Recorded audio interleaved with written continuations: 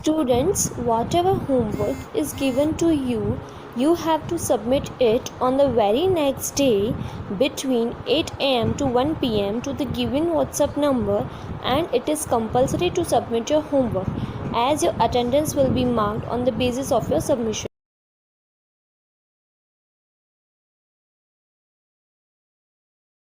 Hello everyone, today we are going to start with chapter number 15, Light. We will start this chapter with an activity. Let's get going. Number 1. Observe the three objects A, B and C. Which of three objects is most polished? Which is the least polished? यहाँ पे तीन objects दिए गए हैं A, B और C. इसमें तीनों में से कौन सा सबसे ज़्यादा पॉलिश्ड है और कौन सा सबसे कम पॉलिश्ड है? We can see that A is most polished and C is least polished. यहाँ पे हम देख सकते हैं A है सबसे ज़्यादा पॉलिश्ड है और C है सबसे लीस्ट पॉलिश्ड है. Activity number 2. Observe the picture. You can see the reflected image of the bird on the surface of water. List out different types of surfaces on which reflection can take place. यहाँ पे picture दिया गया है bird का जो surface पे है, तो लिस्ट आउट करना है कि डिफरेंट टाइप के सरफेसेस कौन से होते हैं जिस पे रिफ्लेक्शन होता है. डिफरेंट टाइप्स के सरफेसेस जो है जिन पे रिफ्लेक्शन होता है, एक तो होता है smooth, polish surface, rough surface, unpolish surface. इन सारे सरफेसेस पे भी रिफ्लेक्शन होता है. When we look at the world around us, we see various objects and natural phenomena. हम वर्ल्ड में अपने आसपास देखते हैं तो वेरियस ऑब्जेक्ट्स देखते हैं और नेचुरल फिनोमिना देखते हैं. How is it that we able to see these objects and natural phenomena? ये सब हम कैसे देख सकते हैं ऑब्जेक्ट्स और natural phenomena? It is by a complex process where light gets reflected from objects and enters our eyes. ये एक कॉम्प्लेक्स प्रोसेस के द्वारा होता है कि हम चीज़ों को देख पाते हैं, क्योंकि जो लाइट है वो रिफ्लेक्ट होती है ऑब्जेक्ट से और अपने आँखों के अंदर जाती है. The rods and the cone cells that detect intensity and the color of the light present in the retina convert this into electrical impulses that are sent to the brain. Rod और cone cells present होते हैं हमारे retina में जो convert करते हैं electrical impulses को और फिर उसको ब्रेन तक सेंड करते हैं. Our brain interprets the electrical signals into the object that we see. हमारा ब्रेन जो है उसको इंटरप्रेटेट करता है जो इलेक्ट्रिकल सिग्नल्स आते हैं कौन सा ऑब्जेक्ट हमने देखा है. So are we seeing the objects through our eyes और are we seeing the light being reflected from these objects? क्या हम वो देख रहे हैं जो लाइट रिफ्लेक्ट करता है वो ऑब्जेक्ट्स देख रहे हैं, या हम जो हमारी आंखें देख रही हैं वो देख रहे हैं? Light is made up of waves of energy that is emitted by vibrating electrons from an atom, just like sound waves are emitted by vibrating objects such as a tuning fork. Light जो है waves से बनी हुई है जो emit करता है vibrating electron atom के द्वारा, जिस तरह से साउंड वेव्स इमिट होते हैं वाइब्रेटिंग ऑब्जेक्ट्स के द्वारा. जैसे ट्यूनिंग फॉर्क में क्या होता है, जो साउंड वेव्स हैं वो आते हैं वाइब्रेटिंग, जब हम ट्यूनिंग फॉर्क को वाइब्रेट करते हैं तो साउंड वेव्स इमिट होते हैं. उसी तरह से ये भी लाइट के भी वेव्स होते हैं जो इमिट होते हैं इलेक्ट्रॉन्स द्वारा जो एटम में प्रेजेंट होते हैं. However sound waves are mechanical waves whereas light is electromagnetic wave. That is, it does not need medium to travel and is only a bundle of energy. Sound waves जो है वो mechanical waves हैं, जबकि light waves हैं वो electromagnetic wave है. इसका मतलब ये है कि इसमें किसी भी मीडियम की ज़रूरत नहीं है, वो केवल एक बंडल है एनर्जी का. Reflection of light. We see objects around us because light is absorbed and re-emitted from them. हम अपने आसपास ऑब्जेक्ट्स को देख पाते हैं क्योंकि लाइट एब्जॉर्ब होती है और फिर से वो रीइमिट होती है उन ऑब्जेक्ट्स के द्वारा, इसीलिए हम ऑब्जेक्ट्स को अपने आसपास देख सकते हैं।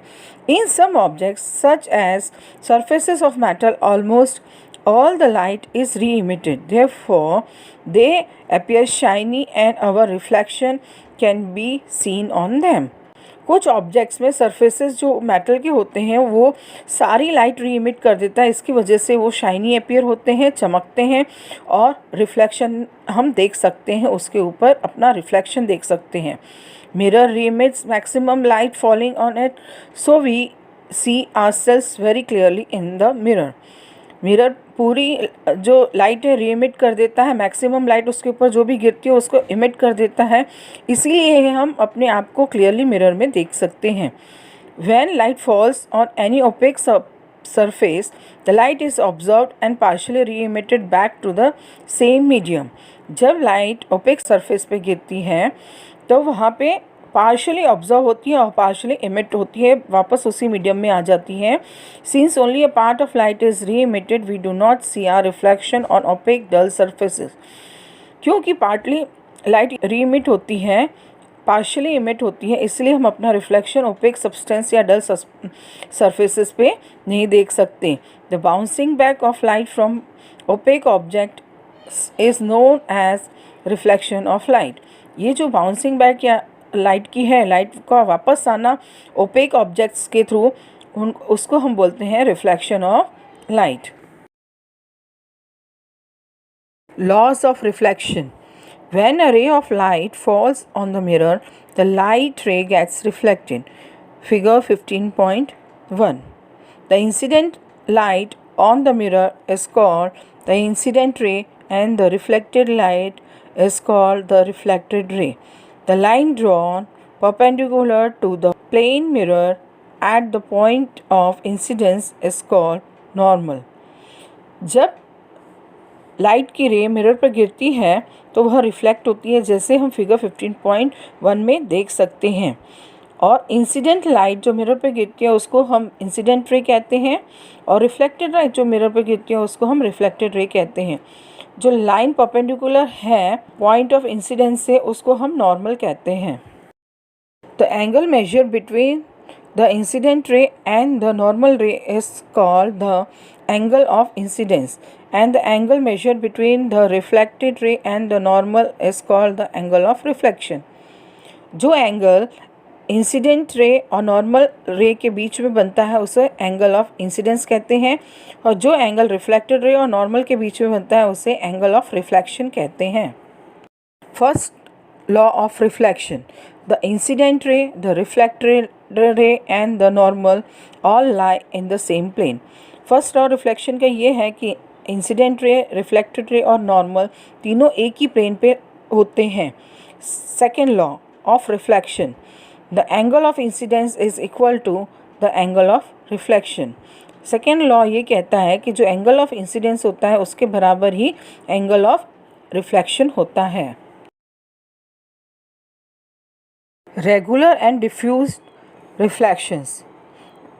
There are two types of reflection, regular and diffuse reflection.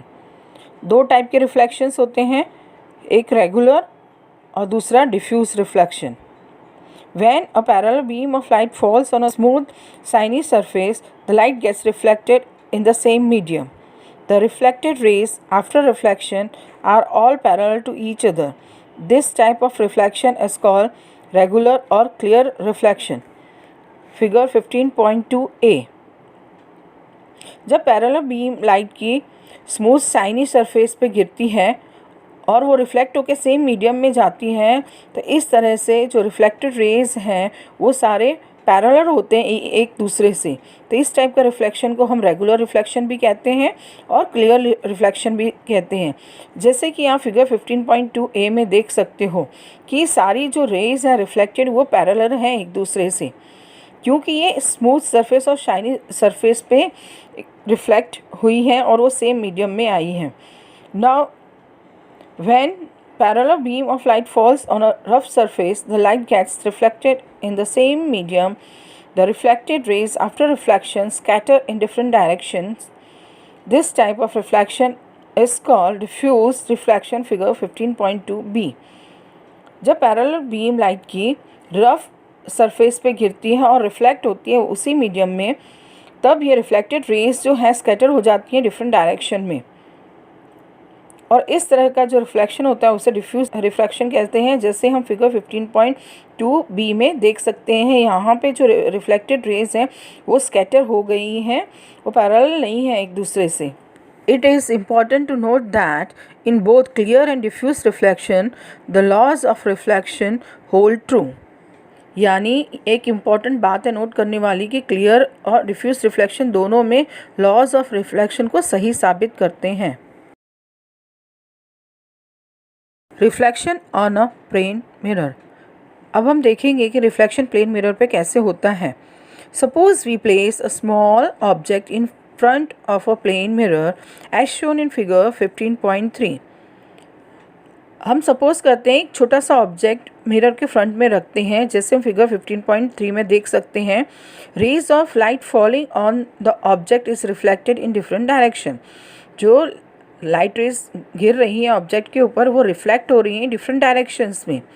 When some of these rays fall on the plane mirror they get reflected depending on the angle of incident. जबकि कुछ रेज जो गिर रही हैं प्लेन मिरर पे वो angle of incidence के हिसाब से रिफ्लेक्ट हो रही हैं। When we look at the reflected ray they seem to diverge from a point behind the mirror. जब हम रिफ्लेक्टेड रे को देख रहे हैं तो वो डाइवर्ज हो रही है, अलग जा रही है from the point behind the mirror, जो मिरर के पीछे जो पॉइंट है उससे अलग जा रही है। Note that the light rays do not come from this point, they only appear to come from this point. ये हमें नोट करना है कि लाइट रेज हम वहाँ से नहीं आ रही हैं, वो केवल हमको ऐसा लगता है कि वो इस पॉइंट से आ रही हैं। Therefore the rays are indicated by dotted line. इसीलिए हमने ये फिगर में जो रेज हैं उसको डॉटेड लाइन से प्रेजेंट किया है। This is the point where image of the object is form. ये पॉइंट है जहाँ पे इमेज फॉर्म होती है। Like this for every point on the object there is an image point form behind the mirror. इस तरह से हर एक इमेज में एक पॉइंट होता है, इमेज पॉइंट, जो मिरर के बिहाइंड होता है जहाँ पे इमेज फॉर्म होती है। All this points form the image of the object behind the mirror. ये सारे पॉइंट्स इमेज फॉर्म करते हैं मिरर के पीछे। One can also notice that the size of image is equal to the size of object and that the distance of the object in front of mirror is equal to the distance of image formed behind the mirror। ये बात notice की गई है कि जो दोनों की size same होती है, इमेज की और ऑब्जेक्ट की भी, और जो डिस्टेंस होता है ऑब्जेक्ट का फ्रंट से इक्वल होता है डिस्टेंस जो इमेज फॉर्म्ड हुई है मिरर के पीछे।